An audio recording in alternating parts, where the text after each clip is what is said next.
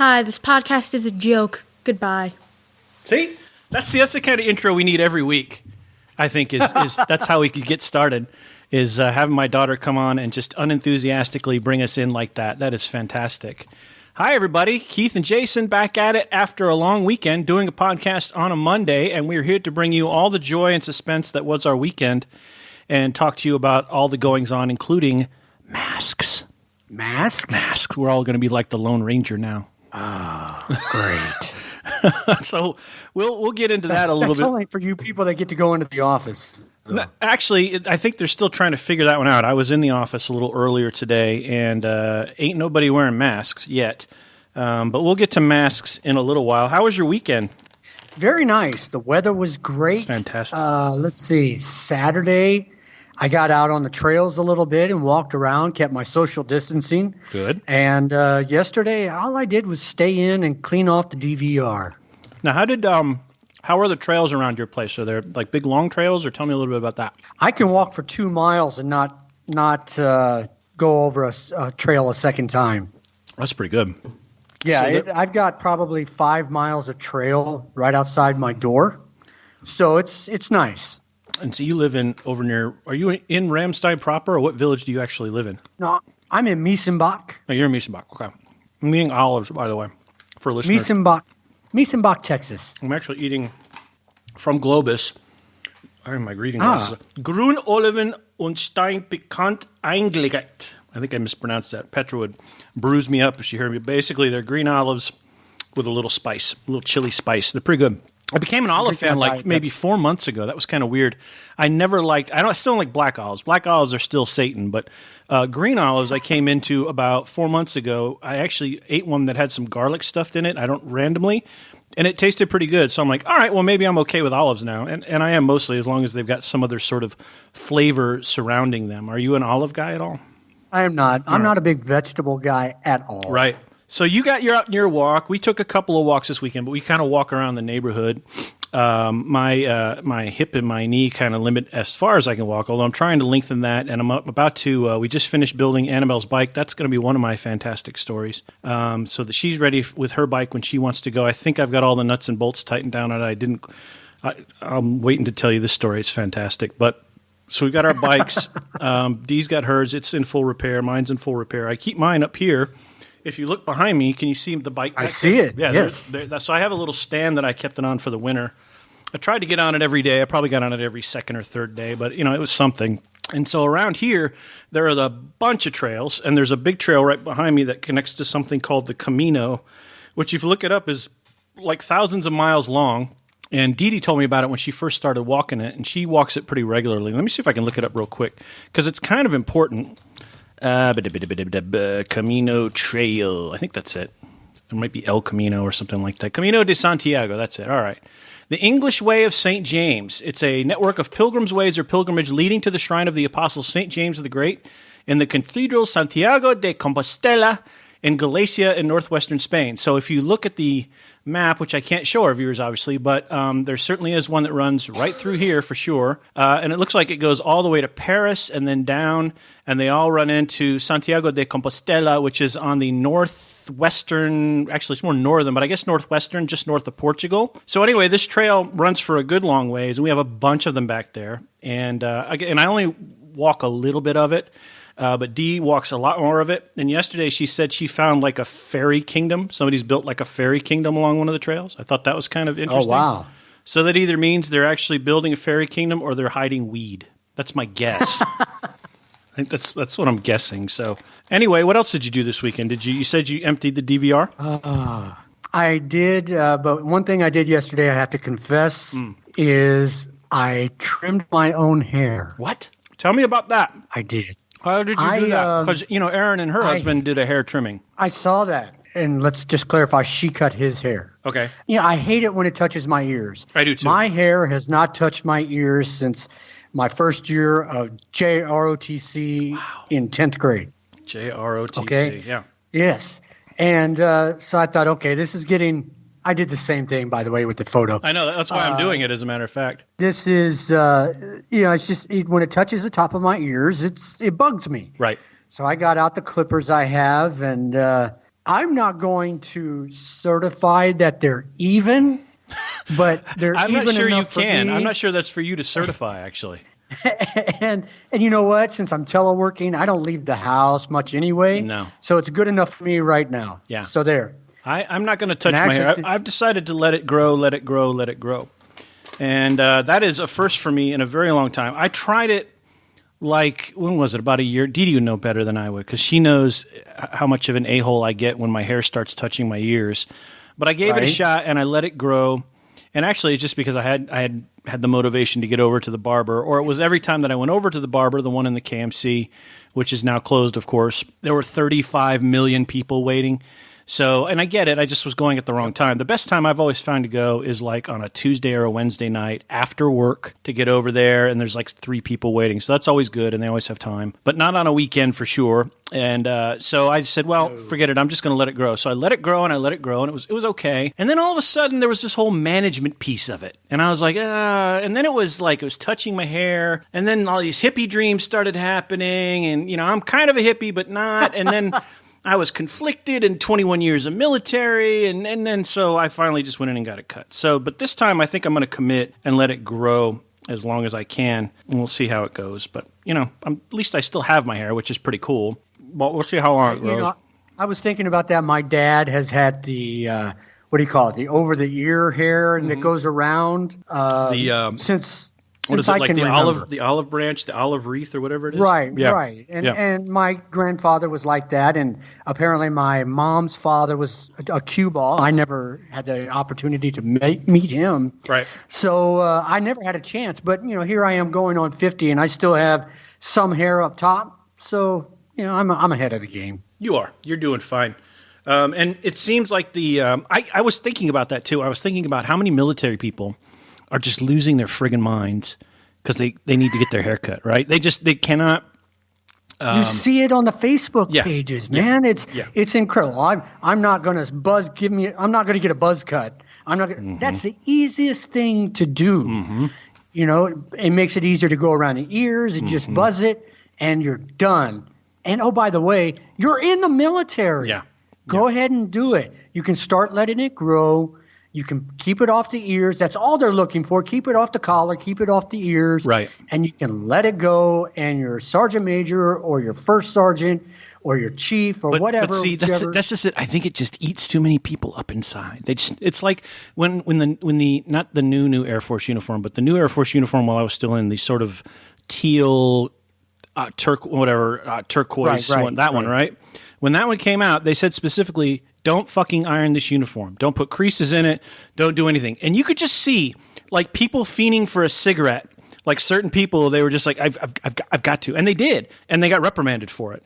And eventually they learned you're only supposed to launder it and wear it. Launder it and wear it. But you could just see that edge, you know, that little addiction spike that people get. And it's like, they're holding the iron in their hands, and it's heated up, and there's steam coming off, and they're looking at their BDUs on the ironing board, and they're looking at the iron, and somebody's got to kind of gently pull their arm back and go, no, don't worry about it. It's going to be okay. And I think the same thing's happening with haircuts, and admittedly so. When you've done something and you've been disciplined to do something over and over and over and over again, and that is your way, all of a sudden, if you do it every 2 weeks or whatever your cycle is, and you can't do that shit anymore, yeah, you're going to get a little jumpy, I would think, you know? I mean, wouldn't you? I mean, I am, because my schedule for the last week has been messed up. Not going into work, coming in. Yeah, sure, I get to sleep a little bit later, but you know, I still have to get up and do the things I need to do. You know, I know that if I leave the house by 6:27, I can get there by 6:45 and get my stuff going before, 7:27, you know, and I can get there, but now I don't have to worry about that, and it throws me off. Right. Yeah, no, I totally get that. And even today, because I had to go in and shoot a little bit of the post office, no, we're not going to talk about that. And we're going to, I said, you know what, I'm going to stop into work just because I hadn't seen either of our colleagues in a pretty long time. So I'm like, I want to just remember to see what they look like, that kind of thing. And it literally was just for me. And so I got there, and I was going to just check my email and bolt. But as you know, the old updates happened this weekend, and booting up was taking longer than, you know, it was taking a long time. I don't have a great analogy. I had a joke there, and then I lost it, and that's the old age. But it was taking a long time, so I said, look, I'm going to go. So I did what I needed to do. But it was nice to see them and nice to make sure that they still existed in a physical form, you know? So I totally get – and it's got to be what a lot of people are going through, right? A lot of people's routines are busted here. They are making new routines. They are – so part of our routine as a family – has been, when I'm here on my off days, we try to, go to lunch together. So we'll go to the KMC, we'll grab some food, and we'll either eat it right outside there, socially distancing ourselves and from a proper distance from other people who are eating. So we're outside for a little while chatting, and then we'll come home. And if we have to go to the commissary, we'll do that, and we do that as a family. And then, like on the weekends, we try to get to those places as well. If we need a couple, so like we needed batteries this weekend, and we needed a couple of other things. So we, again, as a family, we go together. Now, somebody told me, hey, people are starting to tell people that they have to go alone, so they're not, there aren't as many so-called carriers or vectors or whatever you want to call it. And now the thing that's changed, of course, is what is it? Masks. So masks have not been a mandatory thing, but apparently they're coming. Now, we can't talk about it on a policy level, but we can talk about it as, this show is strictly our personal opinions. It has nothing to do with work. But we can talk about it on a personal level about sort of what meaning wearing masks means. Because the only time I've worn a mask, I did some tiling in my kitchen, and I've done some painting, right? And I've done a few other things, but I've never had to wear a mask for any other reason. I've never worn it because I've had a cold, and it's not an American cultural thing to do that. It certainly is a Japanese cultural thing. That's what Dee will tell you. She lived there for a couple of years, and other people who've lived in Asia, they see that in Japan. How does wearing a mask make you feel? Like you. I've only worn it when I've done work in Southwest Oklahoma when it's summertime and you're trying to mow the weeds. Right. It's just dirt. So I've worn a mask once or twice doing that. But other than that, I swear, thank you very much. I just want to let you know what I was unwrapping. It's the king size. Yes. It's a king size Reese's Big Cup, by the way. CDC, I swear, when all this started, said only people infected need to wear a mask because otherwise you're always adjusting the mask. You're messing with your face anyway. Right. Now they've done a 180 and come out and said everybody needs to wear a mask. Right. Well, I think they've seen that the curve flattens if everybody's wearing a mask. And the thing I recall being raised on in VA, and I said this when we started this journey to a few people, was the effectiveness of masks is only for a short amount of time. So, for instance, if you're wearing a mask, it can only be worn for about 2 or 3 hours, and then the usefulness of that mask goes away, depending on what it's made of, because you are breathing through that, and the germs and the things are there. So at some point, that effectiveness stops, and it becomes an opportunity to transmit through. That's what I recall the VA teaching me. Now, that doesn't mean they may have been talking about the N95 masks, which we'll never have to wear. Those are specifically for medical professionals. But the kinds of masks we're being asked to wear now are those kind that it is a respiratory given disease, right? We never really talked about that, but the only way you can really get this, unless you are near a tiger now, apparently, we need to talk about that. But the only way you can really get this thing is if you breathe in the particles. So it's a lot like Legionella. If you breathe in the Legionella that's in the shower mist, that's how you get Legionnaire's disease. That's how it comes to you. It's really the only way you can get it. You can drink water that has Legionella bacteria in it. You will not get it. But if you breathe that mist in and it gets in your lungs, that's how that worked. That's apparently how COVID-19 works. You are breathing in those particles into your respiratory system. And I've been moving my hands so much just now that I just got 5,000 steps in. How about that shit? So nice. Yeah, how about that, right? So I'm fitness, everybody. Thank you very much. Have a nice day. He talks with his hands. So the bigger point is the masks will apparently help stop some of that respiratory thing from happening and moving from one person to another. That I get, but I guess I'm hopefully I'm not leaning too hard on what I learned in the VA is how effective the masks are. Now we have no masks around the house. Like when I went into work today, I was like, I should find something. So I just grabbed a T-shirt. That was the only thing I could think to grab. That's it. That's all I could think, right? So I just grabbed that. I threw it in the car. And then when I got out of the car at the post office, because as you know, I had to do a little video there, I looked around, I saw people, and you know who was wearing a mask? Zero. Nobody. So I think what's happening is the implementation is still going on. And again, Keith and I are not commenting on this officially. We're just talking. And so, we'll wait and see how it goes. I think Dee Dee just ordered a couple of masks from somebody who makes them in the Ramstein community, so we're going to look at those, and we'll figure it out, right? But it is. I think to me, so I'm a little hot on the mask, and here's why. I think to me, it is the most visible change, aside from maybe the minimal staffing. Obviously seeing no traffic in Los Angeles is pretty visible. To me, this is the most visible, personal change that I've seen since it started. What do you think of that? Oh, I wholeheartedly agree. I don't know what I think. I don't think derogatory, but I always think, why are you wearing a mask? Right. Do you think that much of yourself? If you're not sick, why are you wearing a mask? So other than that, if that's what they tell us to do, then that's what they tell us to do. That's what they tell us to do, right? Exactly. And then you look at other people who are not wearing a mask. Right.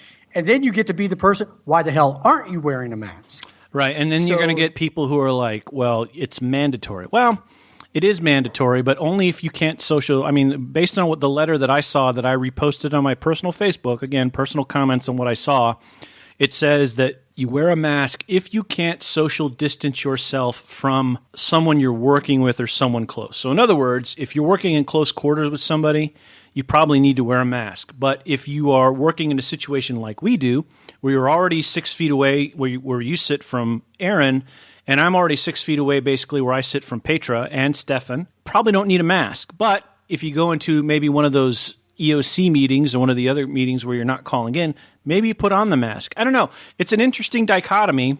And I think it's for the right reason, but for some reason, the personalness of it, has caught me here. So I guess I'm having a few feels about it right now, and I'm trying to. You're fired up. I'm a little fired up. I'm not like fired up in a bad way, but I'm working through all the emotions of, okay, I got to put on a mask, and they're not bad or good. They're just, I'm sorting them, and it'll be fine, But I'm trying to figure it out.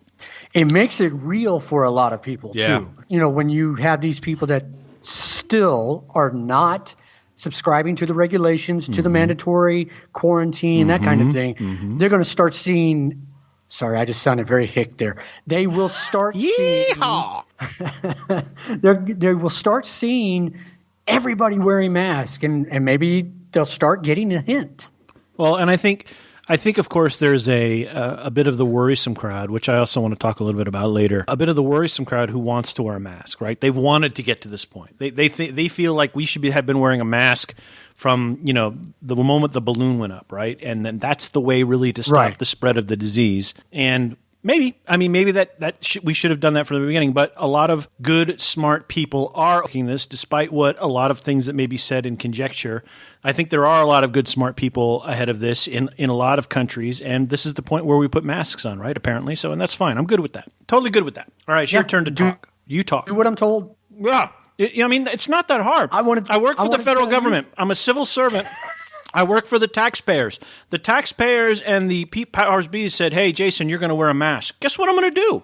I mean, if that's what's going to help me stay alive, I'm wearing a mask. Not that hard. Oh, Diet Pepsi, really? See, this is why we shouldn't have video. Which is why we shouldn't have video. No. Because we are competing in a lot of ways in this regard. You're drinking that Demon Swill, and I'm drinking God's caffeine nectar. I'll tell you what, if Diet Coke decides to sponsor this show, I will drink Diet Coke.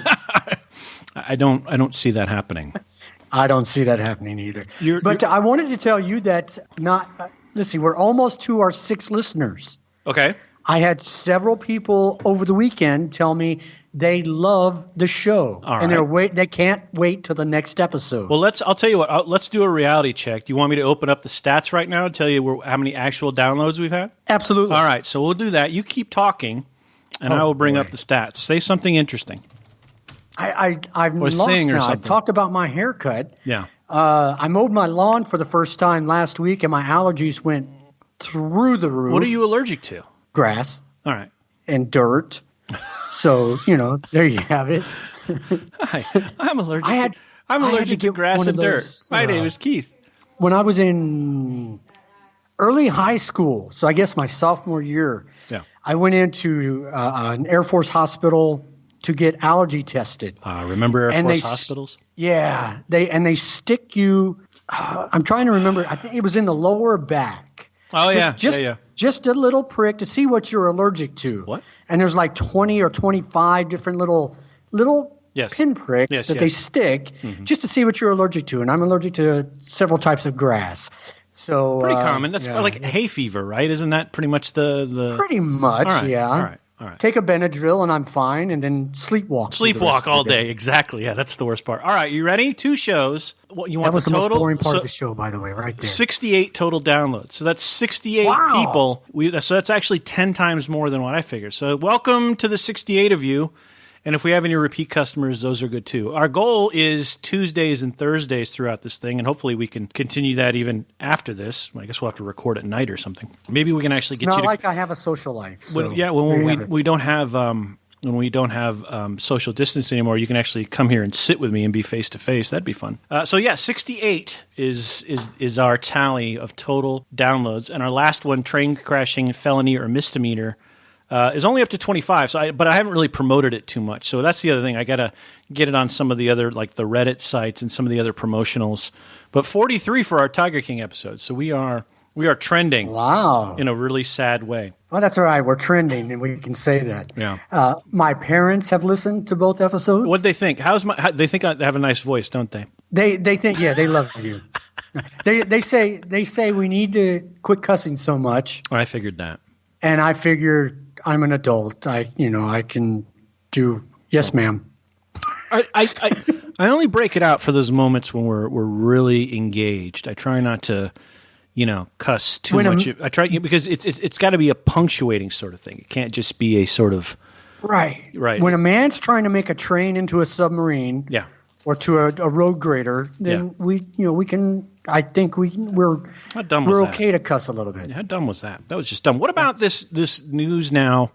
As we continue on sort of with our coronavirus being cooped up stuff, what about the news now that apparently a tiger caught the virus and he can transmit it?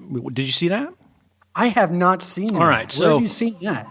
So what'd you say, Annabelle? They can Resident Evil the tiger. They say we could Resident Evil the tiger. That's an insider video game joke. Nice. So they apparently somewhere, I'll have to find the story, so I'll blab for a minute, but somewhere...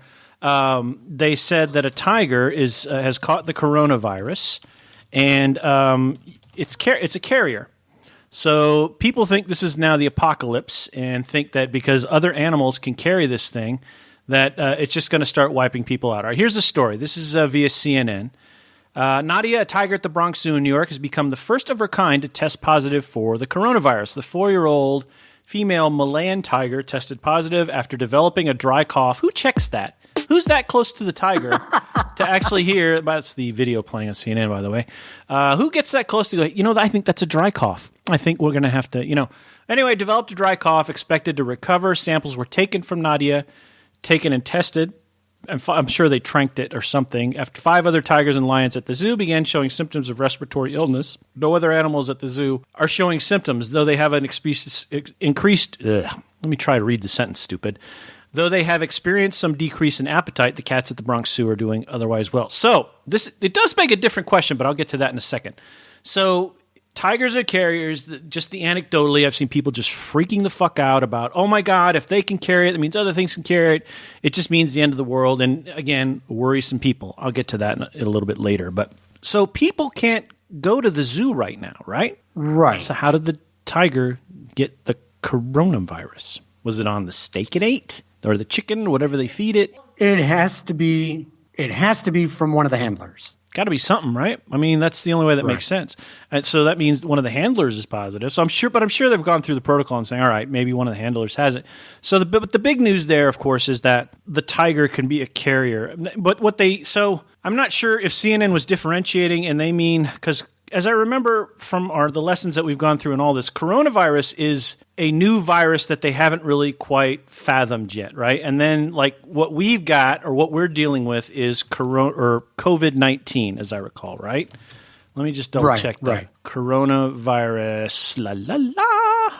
Sorry, a coronavirus was SARS. I think that was or SARS CoV-2. So they have. I think the coronavirus is like. It is a coronavirus, and then when it's specified, it gets a name like COVID-19. I'm pretty sure that's the way it went.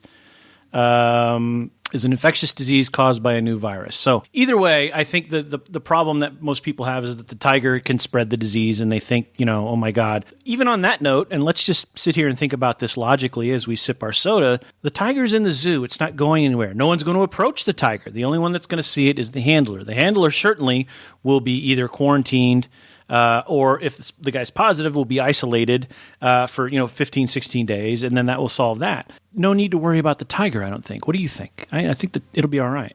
Maybe I don't think so either. And I'm reading the story out of now the New York Times, and it says the staff figured there could be a relatively routine explanation for the cat's symptoms of the dry cough, like you said, but tested Nadia for coronavirus out of, quote unquote, due diligence and an abundance of caution, which I'm so damn tired of hearing those three words. Yeah, we all are. Together. Right. Only Nadia was tested because it takes anesthesia to get a sample from a big cat, and she had already been knocked out to be examined. Wow, okay. Callie said, the zoo director said the test was different from the one used for people and was carried out by a veterinary school laboratory. What if it's a false positive? Mm-hmm.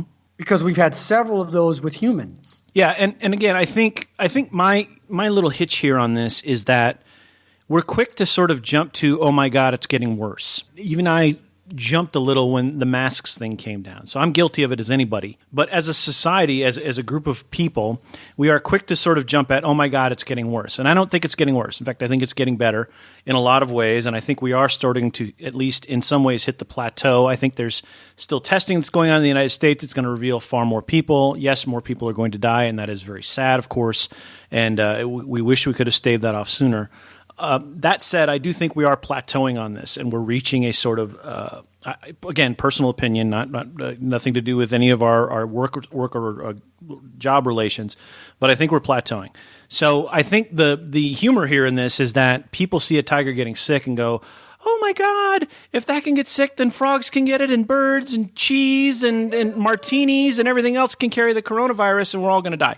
So I think there's there's a psychosis for that. I forget what it's called, but I used to call it the nuclear bomb theory. And when I was a young man, I had a bit of anxiety, and you sort of go from, man, I broke mom's favorite thing, she's going to be mad, to the world is going to end in nuclear holocaust. You can talk yourself into that if you sit down and you have enough time, right? If you sit there and go, I broke mom's favorite thing, that means the Soviets are going to put 30 nuclear warheads on my city tomorrow. I really fucked up. But that's not the case at all. And what I learned over the years is it's never that bad. You're right. It's never as bad as you think it is. Now, it's not to say this isn't bad. That this is bad, and we're all taking the right. And that's my daughter squeaking in the background doing funny things, just in case anybody's wondering. But yes, things are bad, and we get that. But there's no need to sort of court the fear of what's happening and make it worse. And I think that, to me, is more of a sin than the actual measures or things that are being put in place to help us,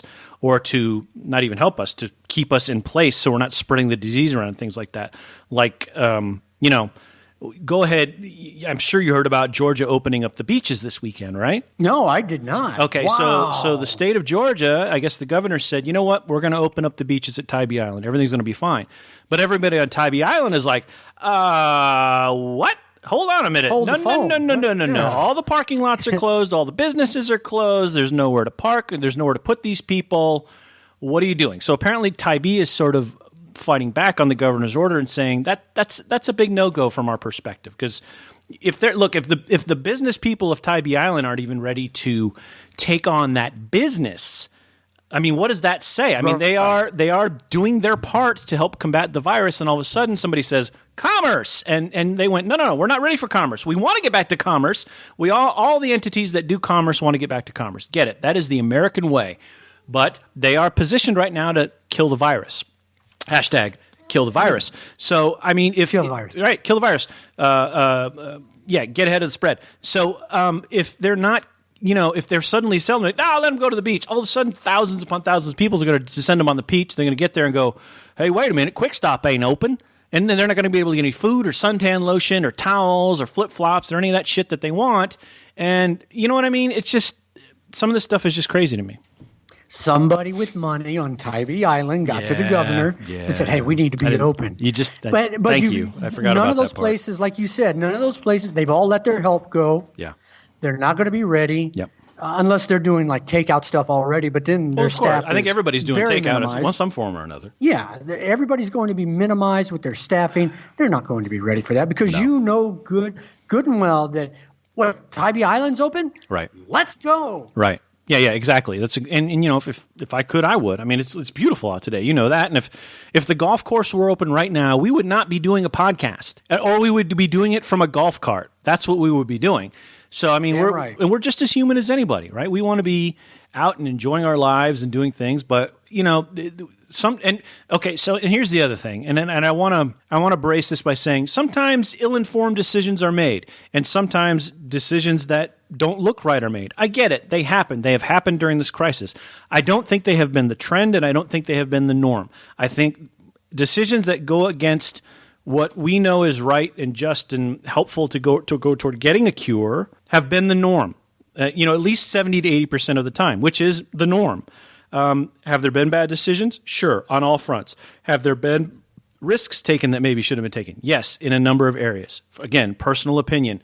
But that said, a lot of good things have been done to help everyone at all corners, take this on. So, okay, anyway, we should talk about something else before we get too fired up. What do you got? I got nothing today. What? Like I said, I did nothing all weekend. I just let's see. I figured you have a couple topics. I don't. All right. Let's talk about me making this bike. Facebook right now. Let's peruse Facebook right now and see what the latest memes are. All right, you do that. I'll tell people about the bike I just built. All right. So Annabelle wanted a bike, and she wanted this cool 3-wheel bike that they had at the exchange. So the bike is too big to get in my car. I go to the counter. I said, "Hi, I want to buy that cool bike over there for my daughter so she can ride bikes with us. However, it won't fit my car. Is it in a box somewhere?" They said, "Yes, it's in a box. We have a warehouse over on Einsiedlerhof. You just have to go pick it up." I said, "Great." And then coronavirus kicked off. So I wasn't aware that I could still go over and pick it up. So it's been sitting there for like a month. And also I thought I would need my wife's car to pick up the box because I thought the box was going to be, like as big as like an old console television or something like that. Oh, that's an old reference. Let's see. I don't got another reference. Anyway, I thought it was going to be too big for my car, so we'd have to use my wife's Mini Countryman to cram the box in and then drag that home, and then I could put the bike together. So anyway, I go to the counter. I said, "Hi, I want to buy that bike." They said, "But I need to go pick it up." And then the guy's like, "Okay, but you realize you have to put the bike together." And a lot of emotions went through my head right there. A lot of emotions went through my head. I was like, la, la, la, la, la. But he doesn't know me for bad. And I said, "Yep, I got it. No problem." I've probably put together at least a half dozen bicycles in my time. I know my way around fixing bicycles. I'm okay. I do all right. So that was not a worry. And actually putting this one together wasn't so bad, except for one part, which I'll explain shortly. So anyway, I finally went and picked it up today. They were very helpful. Thank you, AFES, or whatever they're calling themselves these days. I think it's AFES still. Just Exchange. The Exchange is just the store. We just don't call that the PX or the BX anymore, Darren. But we do call it Exchange. So, but the AFES folks at the warehouse were incredibly helpful, very nice. We all kept our social distances. I handed over the paperwork. They brought out the box. I saw it. I went, "Oh, it fits in the back of my car. Perfect." Boom, threw it in the back of the Kia Cadenza, got on the highway, discovered my car could do 130 miles an hour today. That was really cool. 130. 130. And I had both hands on the wheel like this. I was like, whoa. So that was a good feeling. Right around, where the speed limit stops as you pass the 6 and the 62 past Landstuhl and then out to my house because it's fully speed free until you get to Hamburg, that's about a 10-kilometer stretch. And right. I got the Cadenza K7 up to speed. Anyway, got it home, pulled it out of the box, and started to build it in the kitchen. No problems at all until I got to the fenders. Now, of all the pieces that I thought would be difficult to put together, I thought, well, maybe the chain. The chain is always kind of tricky because you have to put the master link in and make sure that it's in place and, make sure the chain is taut. And sometimes the master link could slip out. It becomes a pain in the butt. So you're having to fumble around and do the master link and it's, whatever. But that was easy because I had to put the rear end on. I had to attach it to the frame and then put the chain on, secure the chain, pull the frame back, and then tighten it. That worked like a charm. I was actually like, wow, I should take a break. That worked so well. So anyway, it worked great.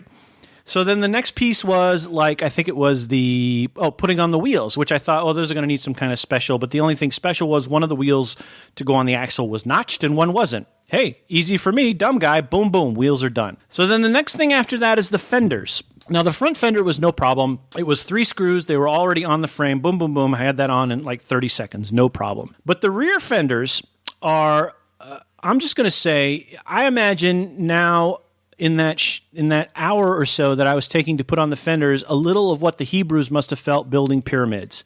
Because it was a huge pain in the ass. So the fenders have, and I'm showing Keith, they have these sort of 3... You just equated putting fenders on a 2020 bicycle to building something of biblical proportions. Yeah, you're welcome. And you'll see why in a minute. So the fenders have these 3 sorts of prongs, and they go on the insides of the wheels, and they are secured by a screw that is probably about 3 centimeters for our foreign listeners, about 1 inch long for our home listeners. So there's 3 of these, and they sort of go in a triangular fashion. 1, 2, and then one goes in the center. So the instructions are great. They're very specific about saying, make sure you put these things here, here, and here, and make sure the screws go in this way. Great. I can read instructions, no problem. The problem becomes, if you're not aware, the bike frame, Keith, is made of metal, not like Nerf or rubber or anything that can flex. So it's pretty, it won't move, right? Well, the things that you put down on the frame, the slidey aluminum things that go next to the metal where you put the screw in, you know what those are made of? Take a shot. I was going to say metal. They're made of metal, and they don't flex much either. They're not made of tin. They're made of like an actual sort of, I don't know if it's probably a pot metal or whatever, but they don't bend well.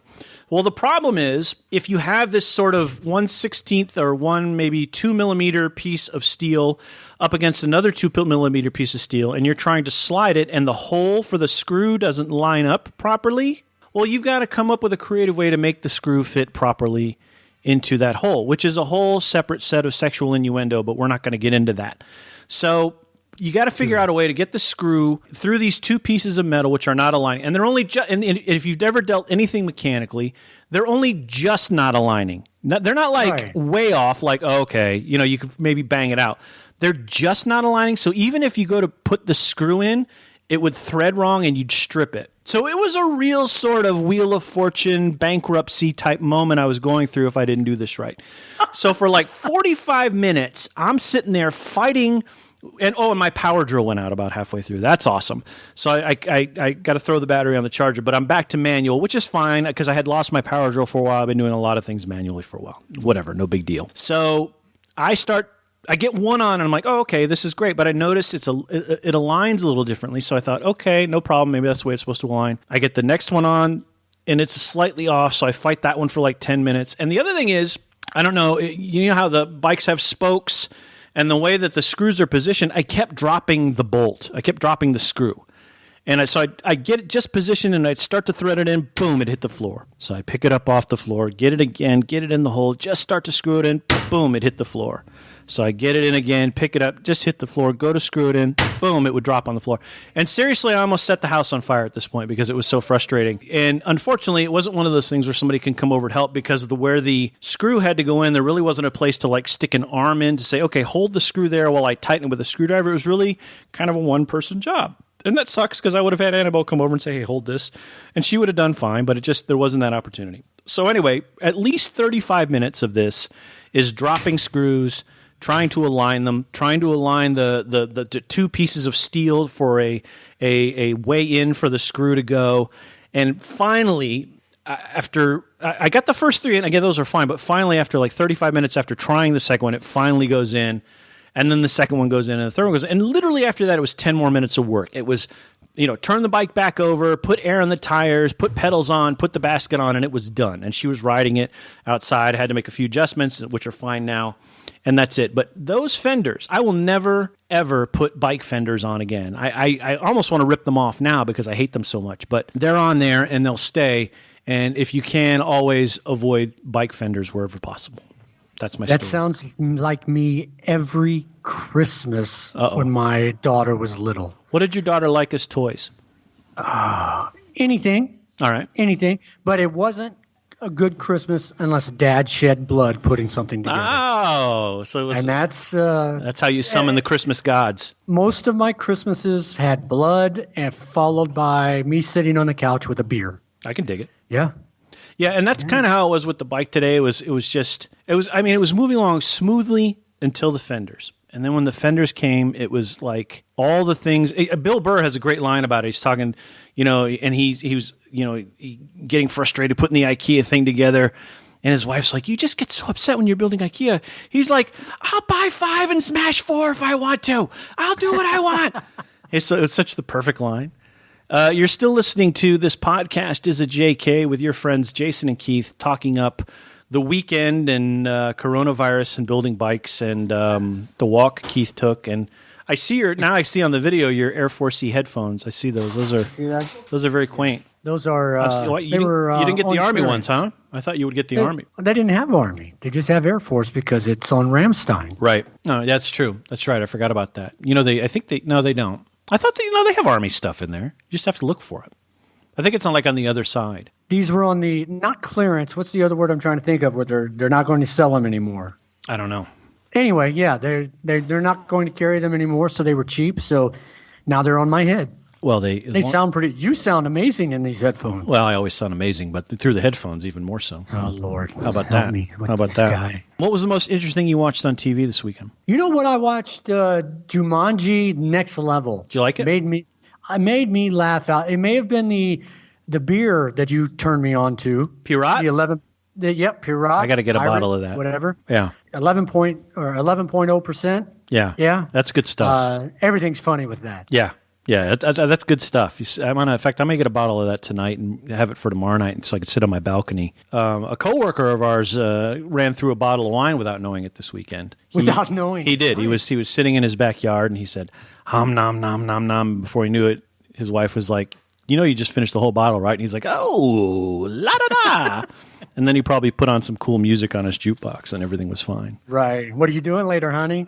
Yeah, that kind of thing. Yeah, a whole bottle of wine. And we live in the land of great wine. So, it wasn't just some sort of 2.0 wine. It had to be in the 6s or the 10s or something. That's good wine. Yeah. When I was deployed. Still have wine from the big bazaar we had a few weeks ago, last month. Oh, yeah. So when I was deployed, so you got 2 drinks, the third deployment, the 2 drinks a night, right?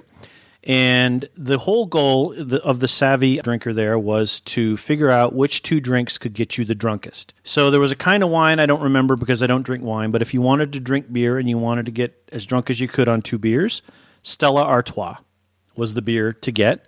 Because I think it was somewhere north of 6% or 6.7 or something like that. So you drank 2 of those, you could get a decent buzz. You could go back to your quarters, fall asleep, and start it all over again whenever you started it too. But I don't remember what the wine was. But it was pretty good. Somebody said, "Oh, the wine's stronger," and I said, "Well, I don't like wine. I can't drink wine." So I tried a Stella at my going away party to come here, and to me it tasted like what the liquid version of the bottom of an ashtray would taste like. There goes our Stella Artois endorsement. Yeah, I just could not. I couldn't take another drink. Look, if it had been like Miller Lite or Pabst Blue Ribbon, which it wasn't, but I mean, if it had been, I probably could have fought my way through it. But I tended to vary anyway. Like they had all sorts of foreign beer anyway, so I do Stella one night and then do something else, go back to Stella. It just depended on what you wanted. But some people were pretty religious about give me my 2 Stella or give me the Mad Dog 2020 or whatever the wine was. So I went to I've never been a wine guy. Yeah. And then a few years ago to meet women, I joined a wine club. Wine club at my favorite drinking establishment there in Lawton, Oklahoma. Mm-hmm. I learned a lot. Actually, tasted a lot of different wine. Learned I like the more sweet kind of wine, but not too sweet because I am. I do have the diabetes, and but I do like a glass of wine every now and then. I like drinking wine with my wife, like white wine, and she's gotten me a little bit into champagne, but not. She likes more dry champagne, which is to say it's not as sweet, and I tend to like it a little sweeter because then it doesn't taste like gasoline going down, bubbly gasoline. I've never been a big fan of that. So, but we went to a couple of champagne places before the Rona hit, and those were great, and we'll probably go back. We're going to be doing a lot of stuff when this is all over with, I'm sure. We're going to be flying everywhere. This week we were supposed to be in Morocco. We were supposed to be in Agadir, Morocco, on a beach, doing whatever you do with your toes in the sand, which I haven't done in a while, so I got to remember that. But here we are, right, on a Monday, sitting up on the third floor in the sun. So things change, and we're still wondering what's going to happen to our big trip in June, if we're going to be able to do that. I'm pretty sure we're going to have to kick that to next year. We're sort of obligated in a couple ways on that, and there's no getting around it, so... I was supposed to be in Paris when this all kicked off. Right. Did they close your daughter's school back home? They are, I believe it's closed, but they are taking online classes. All right, so they're still distance learning. Okay. At the university, yeah. Okay. They did cancel her graduation, which is, what is today? So 2.5 weeks from now, I should have been at her graduation. Right. Which was her only caveat when I was offered this job. Right. She said, Dad, you've been trying to get to Germany to work since I've been alive. My only caveat is you come home for my graduation. Right. She's graduating after 3 years. Mm-hmm. I'm so proud of her. Cassidy, if you listen to this, your old man is so proud of you. But, it's not my fault, but I feel like I'm breaking that promise. I know it's not my fault. She knows it's not my fault. It's just the victim of the game. It's the most extraordinary circumstances that could possibly be. And I'm sure she's okay with that. And, there'll be a time. My nephew's graduation was also canceled. He's getting ready to go to Kennesaw State. His graduation was canceled. So my friend, Lieutenant Colonel Daryl DeSimone, he just retired from the Marines. His ceremony was very small, but it still went off. I saw a video of it this weekend and some photos. I mean, we are in strangely extraordinary times that call for us to do extraordinary things, whether that be good or bad, and that's what's happening. So, I mean, I very much feel for you, but it's definitely these are extraordinary times, And that's something that everybody has to understand. I go on some of these Facebook pages and I see that, hey, can we go to such and such place? And of course, the answer is no. Right. But I'm just tired of being cooped up, and you've been cooped up for a week and a half. Yeah. Yeah, exactly. You got to get out. You got to move. So come on. Yeah. You step outside. And that's the other thing is people have to understand that you do not have to stay within your four walls. No, you don't. You just have to be smart. Like I said, I went for a walk Saturday and was out for an hour with nobody else except as we passed on the trail, and then we would be on opposite sides of the trails. I probably passed in an hour 10 people and 8 dogs, and you just be smart about it. But you can get out and get some sunshine. You can get out and get some fresh air. Right. You can get out and enjoy the great weather. You don't have to be inside with your own inside your own head, right. Inside your four walls. But some people just eat that up, and so that's kind of what another thing I wanted to bring up was they want to play the victim. They do, and. Look, I want to try to approach this from a positive point, but that's a good summary of it, I think, is sometimes people want to feel that way, and they want to feel an emotion like, come help me, or something like that. But, the reality is, when you look at what you're able to do, there's a lot you are still able to do here in where we are. I'm talking about our specific situation. I can still go to the base exchange and buy things.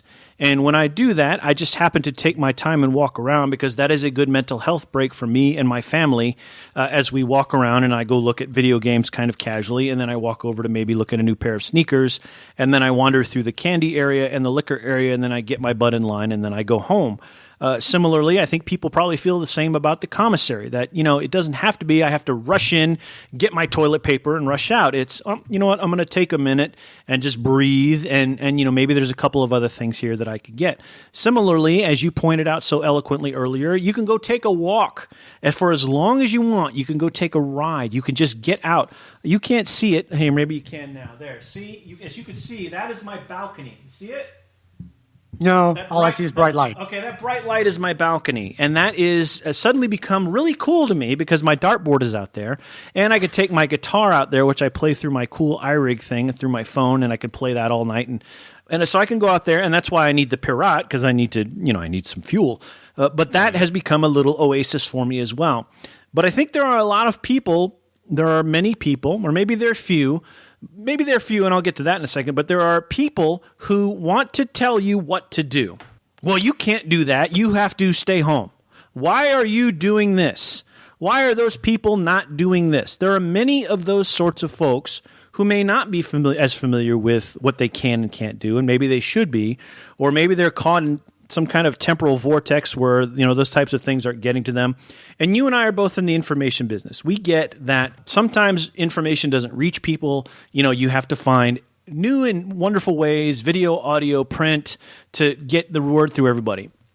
So maybe they just don't know. But on the other hand, the problem that's become of some of these folks is social media has emboldened many of them.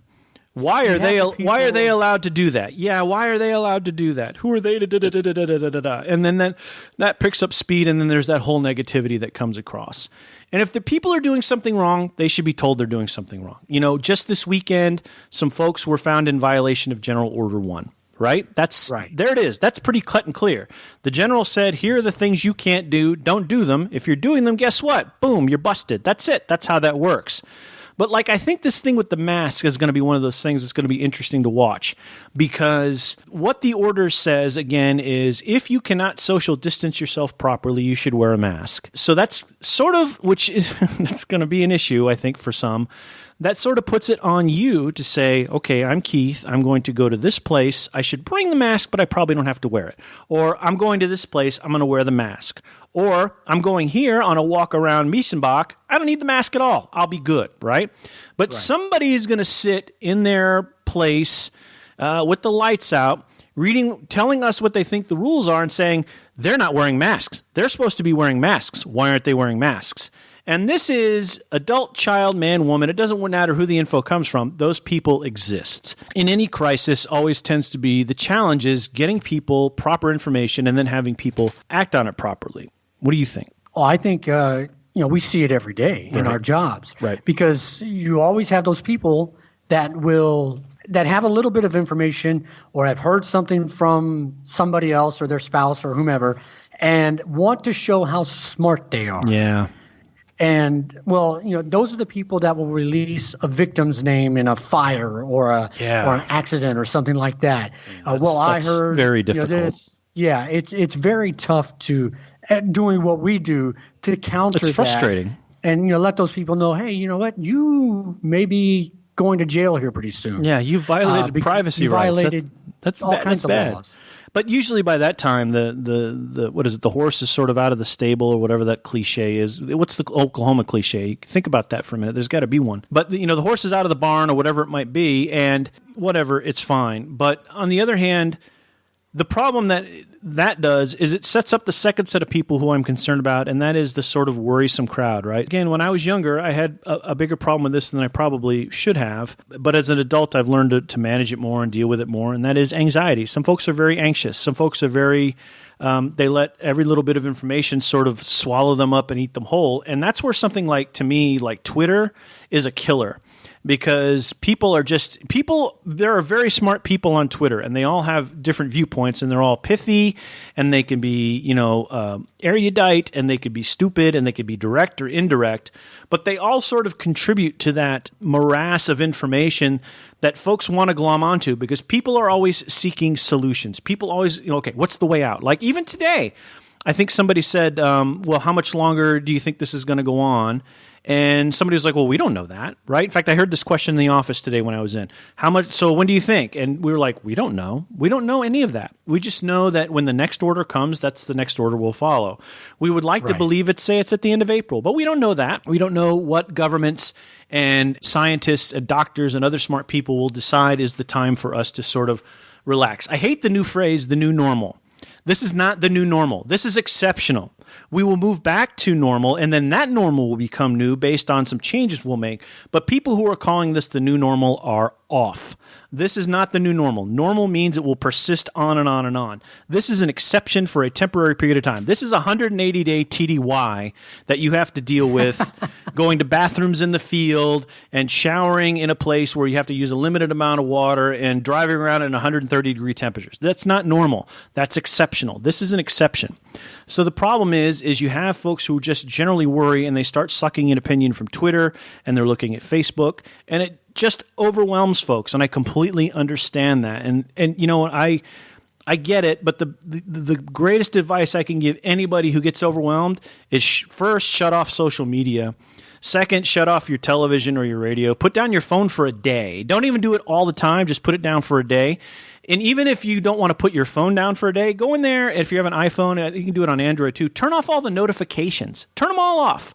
Don't get notified about anything that day. If you have to, in fact, make that a habit anyway. Just go pull what you want to know. Like I have zero. I just turned on, and this is why I was missing some messages from Messenger for a while. I wasn't responding as fast, is I don't have notifications for Messenger on here. So our little work messaging group, I would have to literally go in and pull that in order to see it because it didn't come up and go, ding, hey, stupid, a message.